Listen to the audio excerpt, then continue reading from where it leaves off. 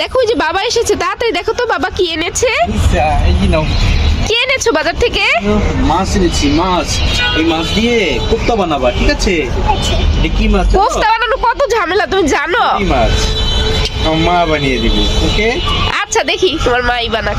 বাজার থেকে ফলি মাছ বা চিতল মাছ আনলেই তার একটাই বাহানা, কোফতা বানিয়ে দাও। বাট এই কোফতা বানানোর কথা শুনলেই কেন যেন আমার মেজাজটা গরম হয়ে যায়। বিকজ কোফতা বানানোর জন্য মাছ প্রসেসিং এর এই ব্যাপারটাকে আমার খুবই ঝামেলার মনে হয়। তারপরেও কর্তার আদেশ পালন তো করতেই হবে। প্রথমেই মাছটাকে কেটে ধুয়ে পরিষ্কার করে শিলপাটায় ছেঁচে কাঁটাগুলোকে আলাদা করে ভালোভাবে বেটে নিয়েছি।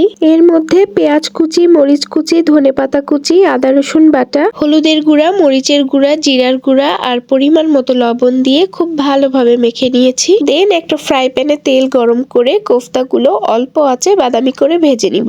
আর এদিকে কিছু চিতল মাছ আমি ভুনা করে নিচ্ছি, কারণ ওদের বাবা কোফতা খেতে পছন্দ করলেও আমার আবার রান্না করা মাছই বেশি পছন্দ। তবে আমার কাছে রান্নার ক্ষেত্রে ওর পছন্দের প্রায়োরিটি থাকে সবার আগে। এই নাও গরম ভাতের সাথে তোমার পছন্দের গরম গরম কোফতা। টেস্ট করে বলো কেমন হয়েছে। আনিসা তুমি টেস্ট করেছো? তোর ভালো লেগেছে সত্যি? আচ্ছা সোমবার তাকে এই নোটিশটি দেয়া হয়। নোটিশের নির্দিষ্ট একটু খাতো আমি। বিষয়ে লিখিত ব্যাখ্যা দিতে বলা হয়েছে এবং আনিসা তুমি বলো কেমন মাম্মি? আইনি ব্যবস্থা নেওয়া মজা। তা নির্ধারিত সময়ের মধ্যে